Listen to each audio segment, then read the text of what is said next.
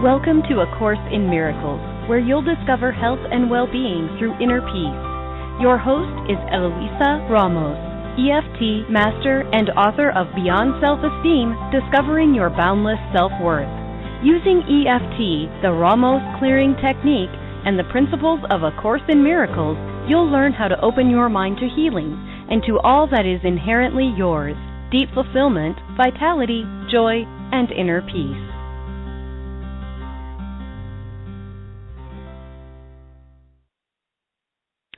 Welcome, everyone. Thank you for joining me. My name is Eloisa Ramos, and this is my very first EFT online radio show. I'm very happy to be here and to share some of the ideas that I have been working with, both in my EFT practice and as a student of A Course in Miracles.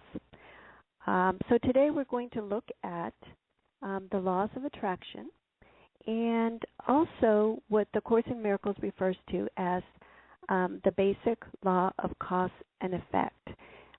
It's basically the same law, but the Course in Miracles refers to it in terms of cause and effect.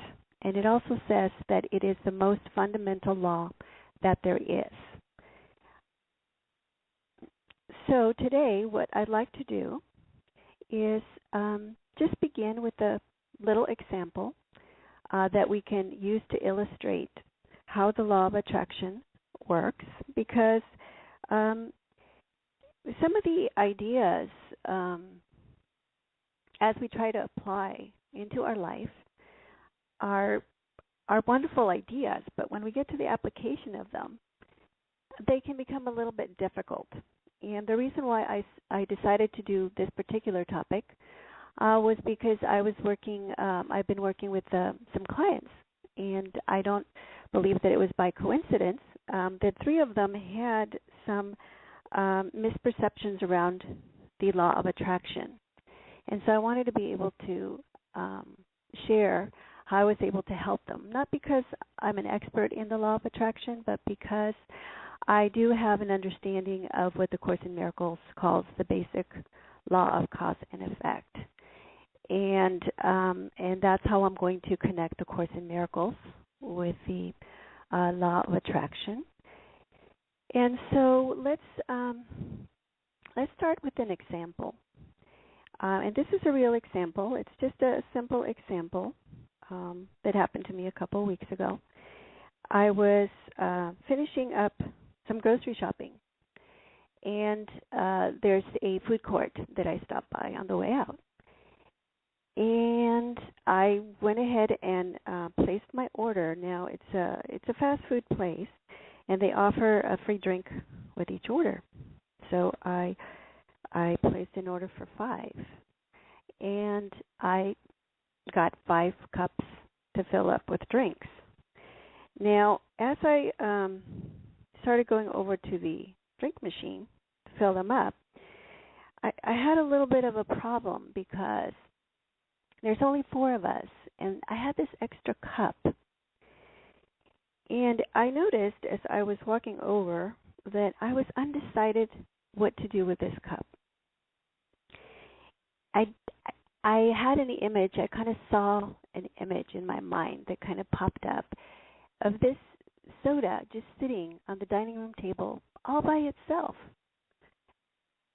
And that made me really undecided about whether I wanted to fill this 5th cup up or not. But since I was there at the machine and I had already filled 4 of them, it was just a little bit of an impulsive decision to just, what the heck. Someone might drink it. So I filled it up, put them all in the cart, and headed out. So I got to my car, started doing the routine. I wasn't in a hurry, so I was just putting things away carefully. And I got to the drinks, and I put one in. I have a little compartment there. And I picked up another one, put that one there. And I picked up the 3rd one, just the way I had picked up the other ones. And as I lifted it about a foot off the bottom of the cart, the bottom of it just fell. So I was left holding this lid, basically, and the drink was all over the asphalt, the parking lot. Okay, now some of you that have read my book know that I have a bit of a mess or spill problem going on. And I do tapping on it, so I have tapped on it in the past. And so when this happened, it kind of brought my attention to it again. Okay. But before I go on, I want to just pause for a second, because I just kind of gave you the scenario. And so here's this spilled drink, and I want you to just notice your own thoughts, that if you were in my place, what kind of thoughts would have gone through your mind after looking at, the spilled drink? So just take a second to kind of notice if you're having any kind of thoughts about it, or if you are already thinking about, well, did she attract that? Did she want to spill that drink? So just take a note, write it down if you're able to. What are your current thoughts about that? About the law of attraction? Are we attracting everything? Is our mind that powerful? That everything that shows up in our life is there because we caused it. And, of course, we want to take credit for the wonderful things that show up and that we want. But what about when things show up that we definitely don't want, that we are perceiving as bad? And certainly when I dropped that drink, I could tell you that in that moment I did not really feel that I wanted to spill that drink. It was an accident. And some of you might be saying, okay, well, I don't have a real strong view here, because it's a little accident. Accidents happen. You spill drinks. Okay. So let's suppose that it hadn't been a spilled drink. And I'm going to take an example from an acquaintance that I met during the holidays, and who had difficulty believing that the law of cause and effect actually applied, and was a law, because you have to understand that for something to be a law, to apply universally, and that's what truth is. It's a universal law. And so there can be no exceptions. So if we're going to make an exception and say, well, no, there's some things that happen that we are not the cause of, that we do not attract in our life, then we're not believing in that law of attraction, because it is a law. If you either accept it as it's going to apply to everything, or if you say, well, no, there's exceptions, then you actually don't believe in it. Okay, and obviously you are interested in being able to consciously manifest what you want, so you want to believe in it. And so this indecision is important to resolve, because it's going to get in your way of trying to manifest those things that you want in your life. Okay, so I'm going to go and review what happened again, and kind of give you a little bit more insight to help you kind of see inside the workings of my own mind. And I am able to do this now because I have been working with EFT for about 7 to 8 years. And something that I discovered probably about, maybe 4 years into it, was that it could actually give me a lot of insight and I started using it when I was tapping. Once I brought something down, for example, if I was working on anger, I started tapping on it, and hopefully all of you are familiar with EFT. Now, maybe some of you are not. I have a lot of information on my website, www.healingwitheft.com. I'm just going to describe the process a little bit in case there's people that are not familiar with EFT. So what we're doing is we're tapping with our fingertips, and we're tapping on acupuncture points. And we are looking to release trapped energy or negative emotion, fundamentally. Okay? And so the idea is if I'm angry, I can go ahead and focus on that anger as I tap on these acupuncture points, and that stuck energy will help me release that anger. And it works pretty effectively and pretty quickly.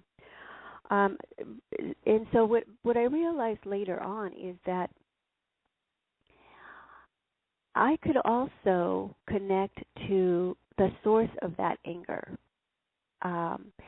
Because initially, as I did my tapping, and this is going to relate to the lessons in the Course in Miracles that I'm going to bring up later.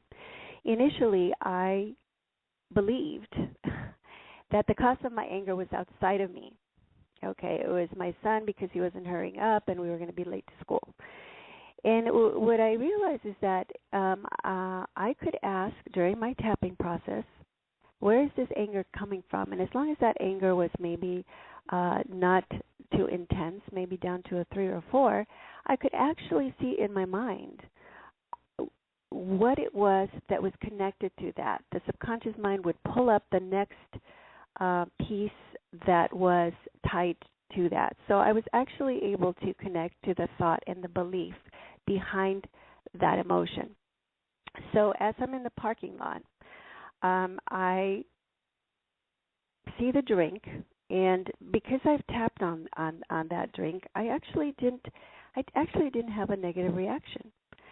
So I said, okay, all right, okay, I accept that. Yeah, I spilled the drink, and I went to just pick up the cup, and what I noticed though was that drink, actually the 5th drink that I had filled up. And the reason I knew that is because I had filled it up with tea, and that was the only tea that I had gotten. So as soon as I realized, wait a minute, okay, this was the cup that I was not sure I was going to take home or not, and it wasn't the 5th one in the cart. I wasn't keeping track of which drink was, which drink. Plus they had lids on them. So this is the one that ends up spilling. So that automatically got me interested. Okay, this is interesting. Let's see what happened here. So I just took a minute or two to kind of review what had gone on in my mind as I had ordered the food and then gone to get the sodas and then come back out. And so I rewound the recording, and of course our mind records everything. And with practice, you can actually you can get quite good at rewinding and going back and kind of noticing what was happening. So what was happening is that once I got that 5th cup and I realized, oh, okay, there's only 4 of us. What am I going to do with this cup? Because the dilemma came up, and that's why that image showed up of seeing this lonely drink sitting there, okay? And the image, in that moment, I didn't have time to really, if I had stopped in that moment to tap when I had the indecision, I would have gotten some insight into what was going on there. Okay, but I didn't do that, and there was this impulse to just fill it up. Okay, and I did. So then I tapped on it. Okay, and here's what I got. In that image of that cup sitting there by itself, okay, I was imagining, okay, I'm going to end up throwing it away. I'm going to have to just dump it in the sink anyway. And to many of you, maybe that's not a big deal. But to me, that's considered waste. Okay, and waste is a really charged word for me because I grew up with a mother that was very, very poor, had a subsistence existence in Mexico. And she was born in 1920, and she passed through a mad cow disease that literally wiped out all their milk, basically, and meat. So yeah, she went through hunger, and there was other traumas in her life. So even though we came to the U.S. and we never suffered from food or basic necessities, she maintained this pattern of not wasting anything. So any food that we didn't eat, she would eat, and things like that. So there was definitely something there with a cup and the idea of waste. And if I fill it up and take it, nobody drinks it, then I am going to be guilty of wasting the drink. However, there was also the dilemma that I had this extra cup now, and if I just threw it away, I would also be wasting it. So the dilemma and the indecision really resolved around waste and around the fear that I would be guilty of doing something that, of course, my mother would never approve of. Okay, and so here's what happened. What happened is that through the tapping, what I realized was that my true desire, my true want, not to take, I didn't want to take the extra drink. I didn't want to fill it up. Okay, that was my true desire. But I had this energy around the belief of waste and what that means. Okay, that kind of overshadowed my true desire, and so I filled it up anyway. Okay. However, I don't believe that it was a coincidence that I dropped that. Now, it was an accident. It was. But at the same time, I realized here was the perfect solution to my dilemma, okay? Because now I didn't have to take the drink home. I didn't have to worry about it sitting there, and then I'd have to dump it out. And I had just saved myself from feeling guilty. And I didn't have to take responsibility for it because it was an accident. Okay? So this is a small example of how we can actually get to the deeper unconscious desires that are actually happening in our mind that we're not aware of. When we see things showing up in our life that we say we don't want, because it's true, at a conscious level, we don't want them. But we are failing to look at the unconscious energy that is very powerful and is actually attracting all the time. And so that's what we want to look at here. That's what we want to look at with the lessons, the first 17 lessons of A Course in Miracles. um, because they talk about our perception and how that works. And it's going to help us to understand that our perception is going to show us what we want to see. And so we need to really look at what is behind our perception, and it's our beliefs, and it's what we have learned in the past, and it's what we're holding on to in the past. So let's see. Let's start. I'm going to cover the lessons. I'm not going to go through them one by one. So I'm going to group them. We're going to start with 1 through 5. And for those of you that are not familiar with A Course in Miracles, I'm just gonna say that it is a book that is put out by the Foundation for Inner Peace. It has 3 parts: the text, the book for students, which actually involves the lessons and the practical application of the ideas, and there's a manual for teachers. Now, this book was received by, and we use the word receive because the person that wrote it, Helen Schumann, with the help of William Thetford,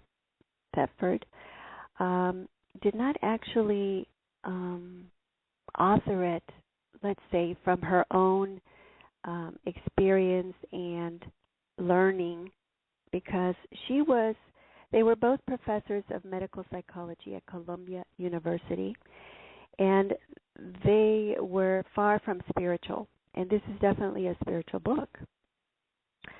And so she doesn't take credit for that work being, individually hers. She realizes that it came through her. Let's see. So the lessons begin. Lesson 1, nothing I see means anything. And you're supposed to apply this to everything that you randomly happen to gaze on. Okay. Second one is I have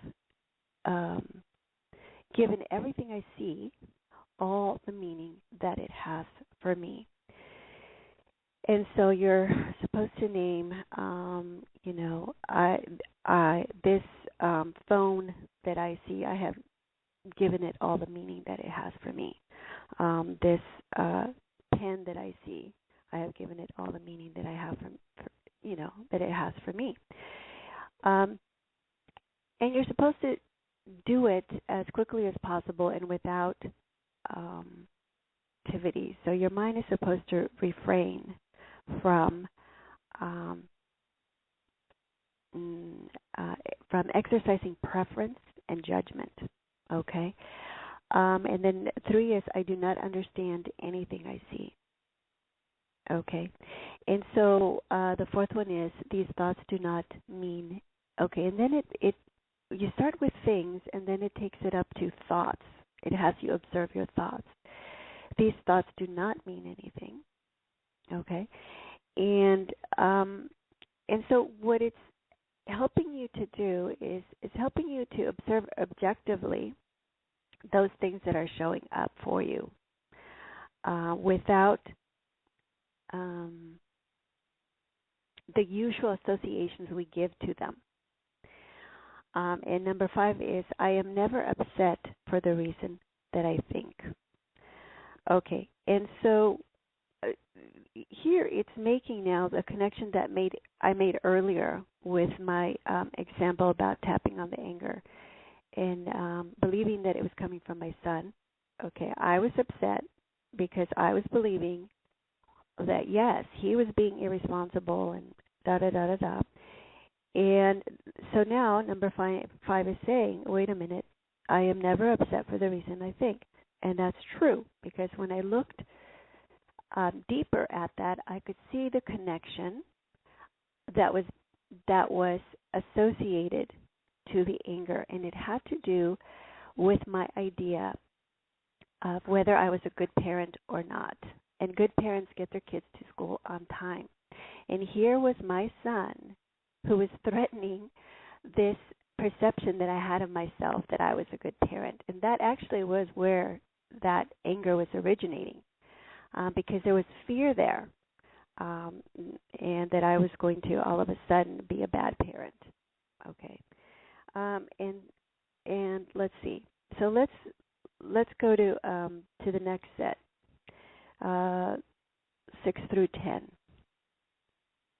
I am upset because I see something that is not there. Okay, and that's basically saying that what we are seeing is not actually in the present moment there. What I am seeing is actually my fears that come from the past.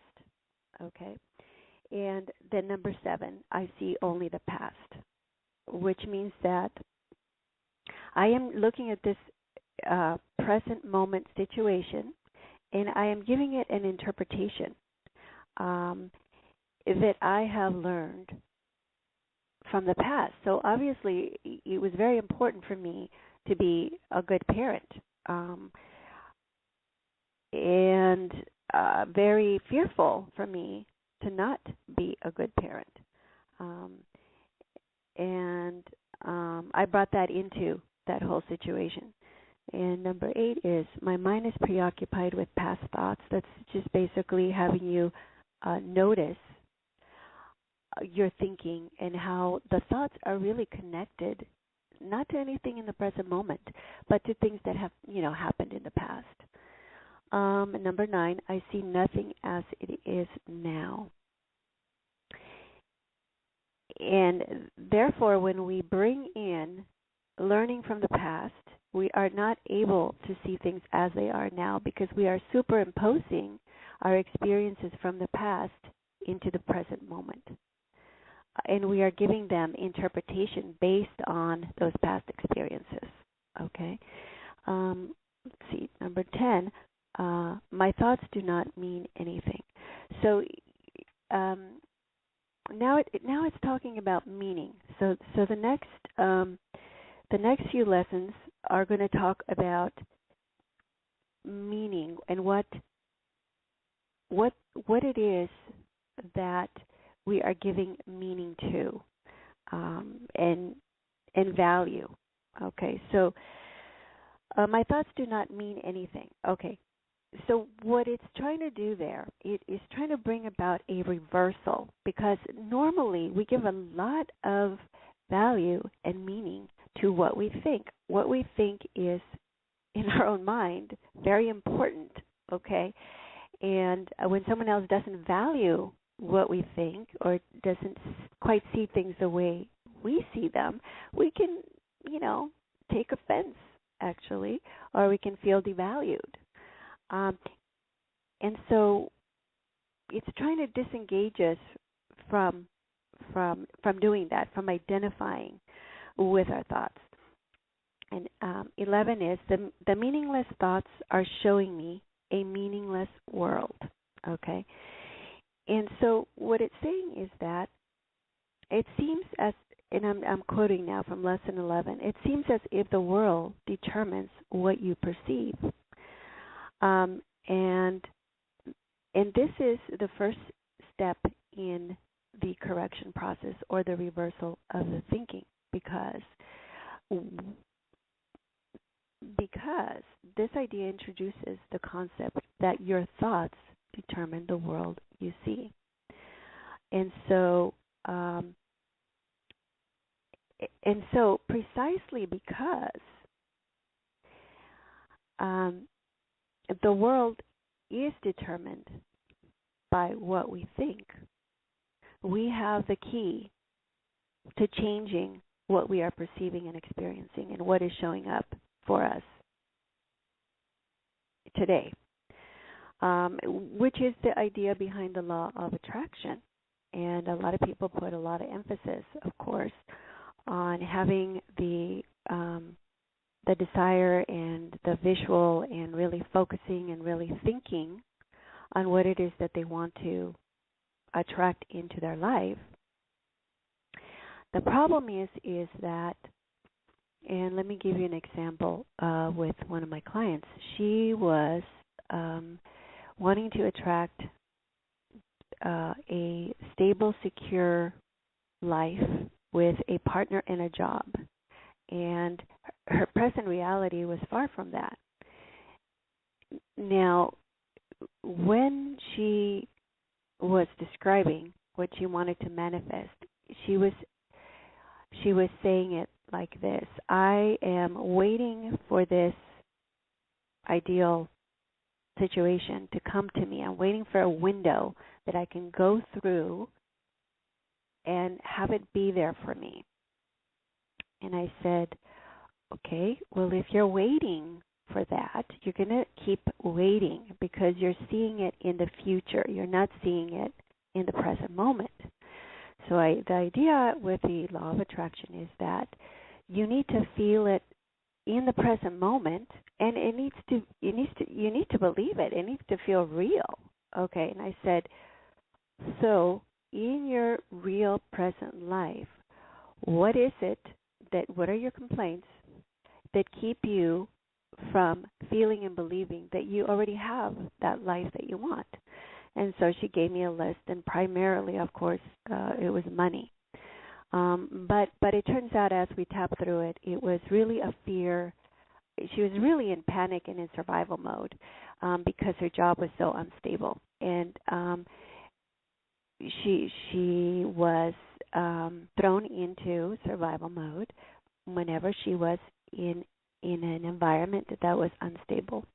So that was, kind of the main problem there. And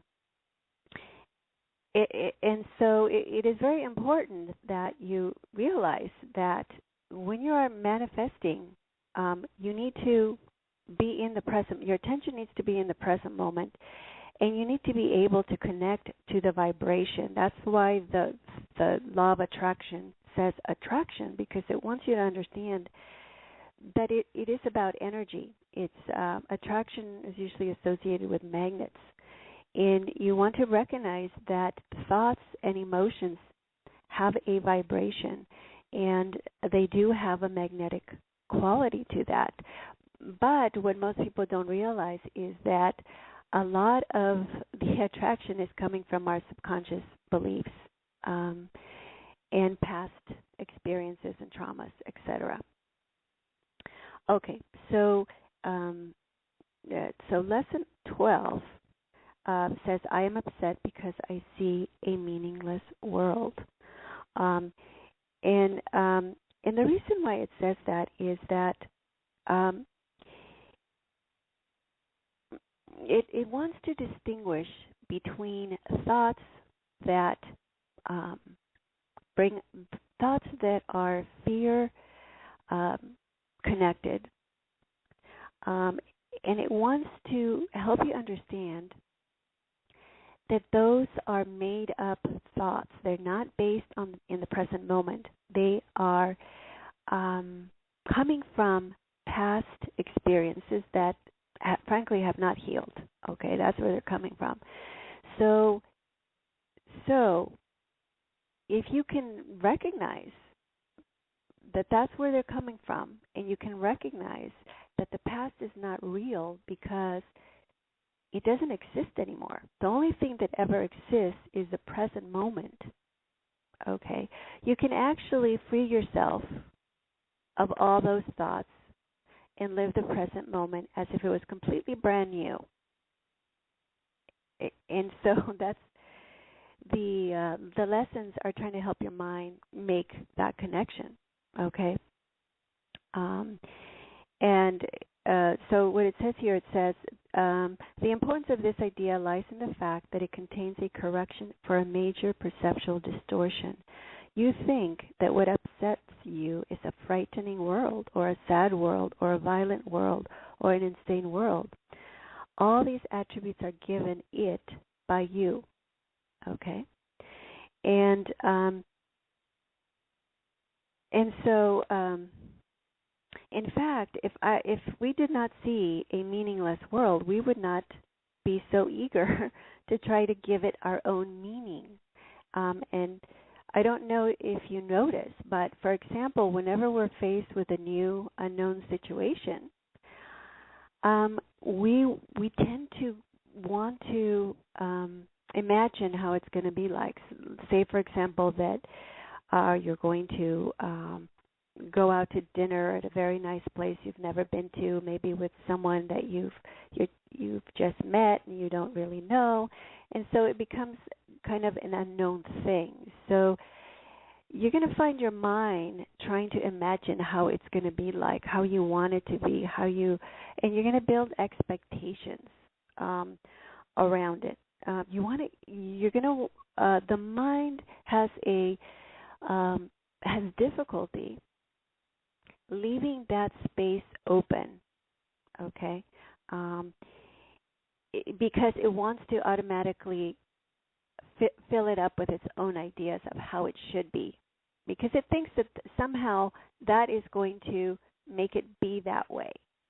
Okay, and then when you get there, what you find out is that your mind is focused on how it's not the way you expected it to be, and then you end up feeling disappointed. Okay, so the idea here is it's important because in the next lesson it says a meaningless world engenders fear, and that's why the mind's so eager to give meaning to everything, even if it's completely made up, because without understanding the true cause and effect relationship, we end up concluding all kinds of things about why things happen the way they happen. And then we end up using that to build expectations for the future. Okay, and it's because of what Lesson 13 says: a meaningless world engenders fear. And it says, it is essential, therefore, that you learn to recognize the meaningless and accept it without fear. If you are fearful, it is certain that you will endow the world with attributes that it does not possess and crowd it with images that do not exist. To the ego, illusions are safety devices, as they must also be to you who equate yourself with the ego. And this is the first time it starts talking about the ego in the lessons. But basically, if we go to the next lesson, it says God did not create a meaningless world. And so this is very, very, very important, because if the mind recognizes that the world itself has inherent meaning, that it was created with inherent meaning, and that goes for us too, okay, then it doesn't need to be in this fear state and in this rush to give it all this meaning, and to feel like if it doesn't do it, somehow it's going to be nothing, okay? Let's see. Okay, and so in Lesson 14, it says, the world you see has nothing to do with reality. It is of your own making, and it does not exist. So what it is beginning to do here, it is beginning to reverse the thinking that what we have called real and true for us may not really be real and true. Okay, it has been a conditioned way of looking at things. And that if we let go of that conditioned way of looking at things, we are not going to find a meaningless world, because that would be, I think, someone, that reminds me, I was working with someone that had anger, rage, was holding a lot of rage in his chest. And I go, what's the problem with letting it go? And he said, I would just be this lifeless, flat puddle. Okay, and so of course we use that to tap. But there's this fear that if we let go of our own ideas of how the world is and how I am, and what I need to be motivated, that somehow what we're going to discover is that underneath all that is this meaningless world that's nothing. in the sense of no value and of no worth and of no meaning. Okay. And the lesson 14 says, the idea for today is another step in learning to let go the thoughts that you have written on the world and see the world of God in their place. And it also says, what God did not create does not exist. Okay, so it tries to make very clear what is real and what is not real. And it took me a really, really long time to even begin to distinguish that difference. And it's a very important difference for those of you that are studying the Course in Miracles, because in the preface, when it summarizes what the Course says, it basically says that nothing real can be threatened, nothing unreal exists. Herein lies the peace of God. And so, let's see. And so, lesson 14, God did not create a meaningless world. It says, this is your personal repertory of horrors at which you are looking. These things are part of the world you see. Some of them are shared illusions, and others are part of your personal hell. And then lesson 15, my thoughts are images that I have made. And let's see. It's beginning now to differentiate perception from true knowledge. Okay, because we have grown up using the word knowledge as if it's information, as in school, as perceptual information, what my physical senses give me. And the Course in Miracles does not use knowledge that way. It distinguishes perception from knowledge. Let's see. And then 16, I have no neutral thoughts. Okay, and that gets into the law of attraction now. Okay, the idea that I have no neutral thoughts. And so when we are creating with the law of attraction, the law of cause and effect, the world is simply mirroring back the beliefs and the thinking that we have about ourselves, about others, about the world. And Course in Miracles does not make necessarily a separation in that, because it recognizes that there is no outer and inner world. It's all just one mind. And that's what oneness is, as opposed to believing that we are separate individual entities, and that therefore we can oppose each other, and even within our own mind, we can kind of split ourselves and believe that we can we can judge ourselves, we can criticize ourselves, we can punish ourselves, that kind of thing, and that would involve two people. That would involve the one that's punishing and the one that's being punished.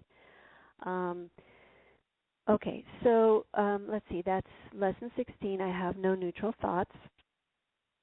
I want to add here that if there's anyone questions around this, there is a phone number that you can call, and I can see that you have a question if you press number 1.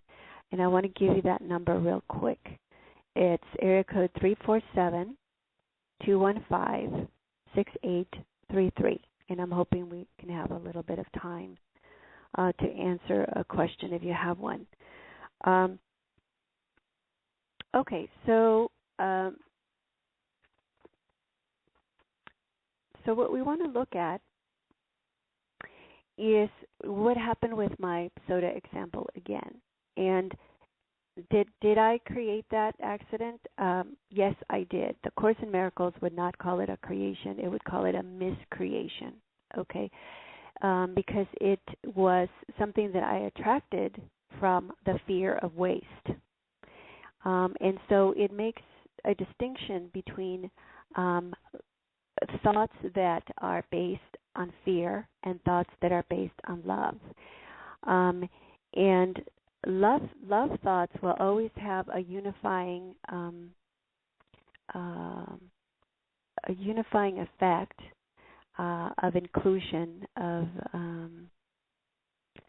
acceptance, and the fear thoughts are going to have the effect of making us see separation. It's going to push something or someone away from us. And so those thoughts that are based on fear are going to also have power. All our thoughts have power, and the belief that we give to them is what actually gives them the power. So that's why if you're trying to manifest something and you don't completely believe in it, you're not giving it a lot of power to show up. And let's see. So lesson 17 is I see no neutral thoughts. And this idea is another step in the direction of identifying cause and effect as it really operates in the world. It is always the thought that comes first, despite the temptation to believe that it is the other way around. That's what it says. Let's see. Regardless of what you may believe, it also says, you do not see anything that is really alive or really joyous. That is because you are unaware as yet of any thought that is really true and therefore really happy. And so, the aim of the Course is to help us reverse our thinking, because it reminds me of the term that EFT calls polarity reversal. Our thought system, the ego thought system that the Course in Miracles refers to, is what EFT calls polarity reversal. And for those of you that work with EFT, you may have experienced that effect of being polarity reversed, and I have experienced it, and it's where my attention flies out of the present moment, and it's either stuck in my imagination, it's stuck in judgment, or it's scattered everywhere. And of course, when your attention is not in the present moment, your EFT is not going to work, and neither is the technique that I developed called the Ramos clearing technique. Because the attention, because all healing happens in the present moment, because it's the only thing that is real. If your attention is in your imagination or somewhere else that is not the present moment, your attention is going to be miscreating, okay? Because it's going to be connecting to thoughts that are not truth in the present moment, in your present reality. So I hope that's clear. And I see that I only have about 7 minutes left. So let me see if I can kind of wrap it up a little bit here. Okay, the Course in Miracles says, this is in Chapter 2, Section 7, both miracles and fear come from thoughts. If you are not free to choose one, you would also not be free to choose the other. By choosing the miracle, you have rejected fear, if only temporarily. You have been fearful of everyone and everything. You are afraid of God, of me, and of yourself. You have misperceived or miscreated us, and believe in what you have made. You would not have done this if you were not afraid of your own thoughts. The fearful must miscreate because they misperceived creation. Okay. And so this I'm going to wrap it up here. And it has to do with what creation is. Okay. creation is already created. We are already created beings. And there's a fundamental separation in point of view between those that believe that we need to create ourselves. We need to make ourselves into what we want to be. Okay? And those that understand we are already created and that we are in the likeness to our Creator, because that's how creation works. It extends itself, just like a peach tree gives peaches, and those seeds grow in the ground, and they create more peaches. They're not going to create strawberries, and they're not going to create something else. Okay, it's going to extend that very essence and nature of what that is. Okay, so when we are using the law of attraction, you have to be very careful, because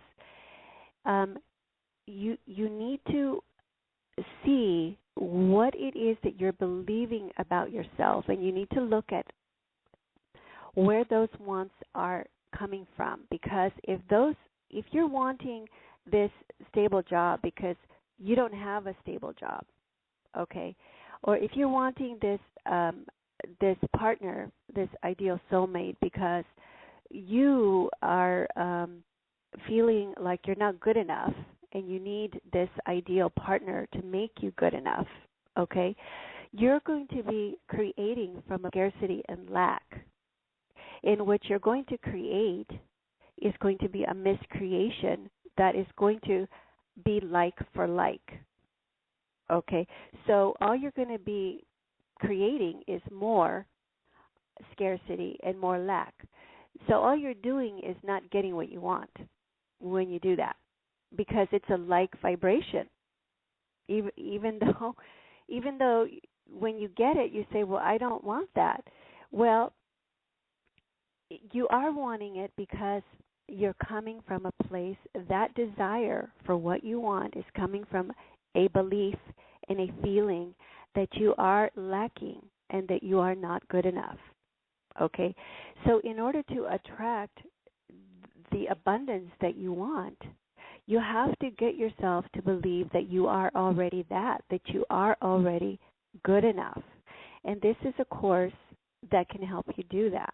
It can help you recognize that underneath, and EFT can help you do that too, because what it does is it targets everything that is a problem, okay? Because if you go and clear all the problems, guess what you get to see underneath? That you're perfectly beautiful and good and whole. And by perfect, I mean whole and complete in anything. Okay, so I want to leave you with that. Thank you for joining me, and I hope that you join me again. And blessings to everyone.